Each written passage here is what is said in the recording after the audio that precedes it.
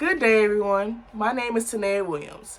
I'm in Mrs. White Mass Media and Society class, and we were told to conduct a research paper.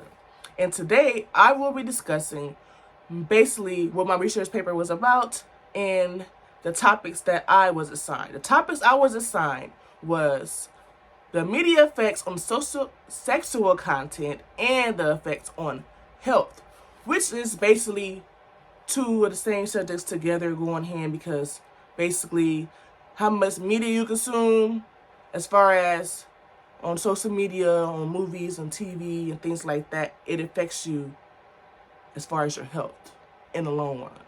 So I will talk about those effects. I will also explain some history behind that. I will also talk about my own personal experiences, and I'll have plenty of examples of that, and then basically I will summarize it all the best way I can so you can understand. Okay, so first off, I will start with the meaning of the sexual content on media.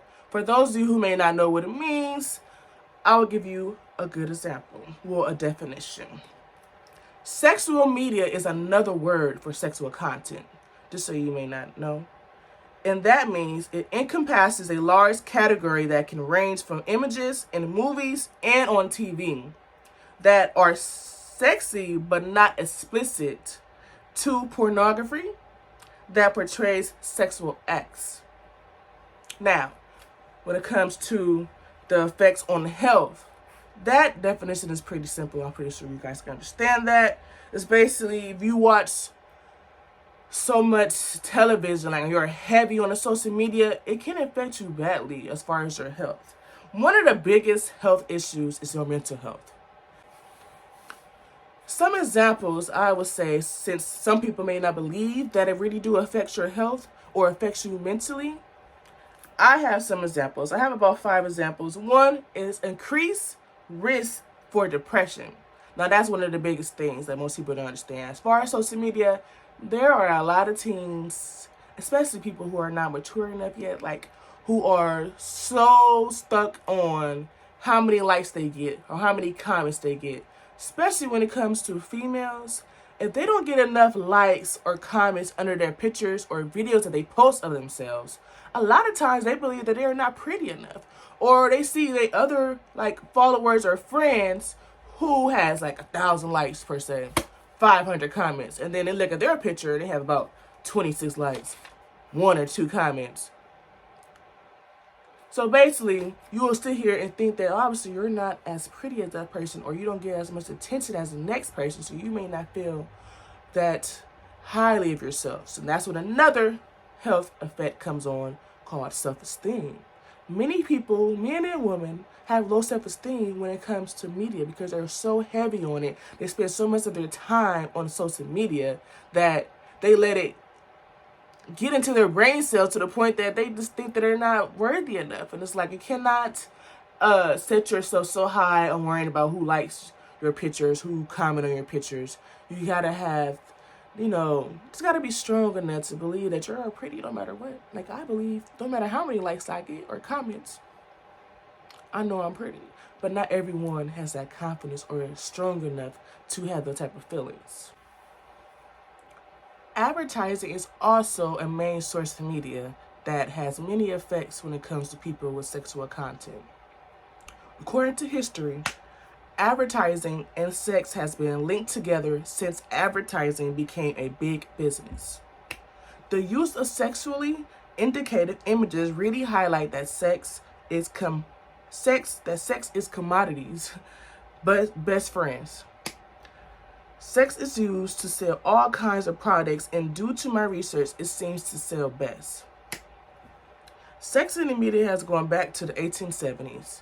I don't know if many of you may remember, but back during those times, or probably don't remember, but according to my research, back during those times, sexual content was explicit through the use of paintings.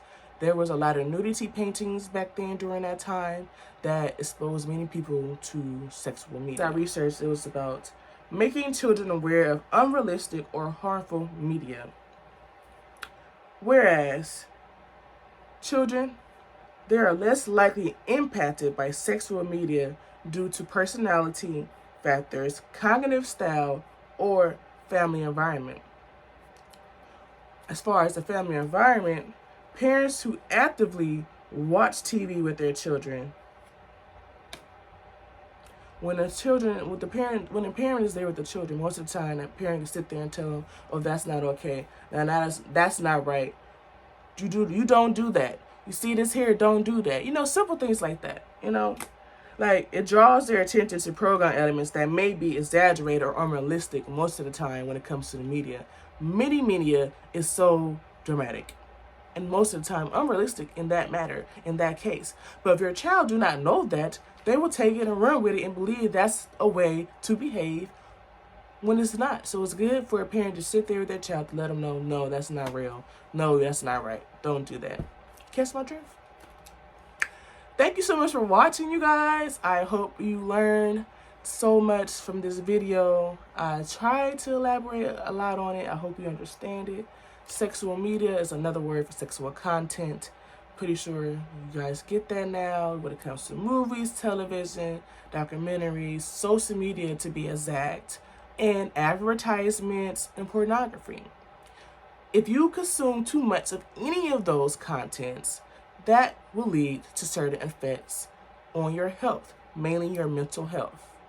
Please be advised to try not to seek validation. Try to do your best to believe and love yourself so you will not have to harm yourself. You will not go into depression or any of those things. Thank you.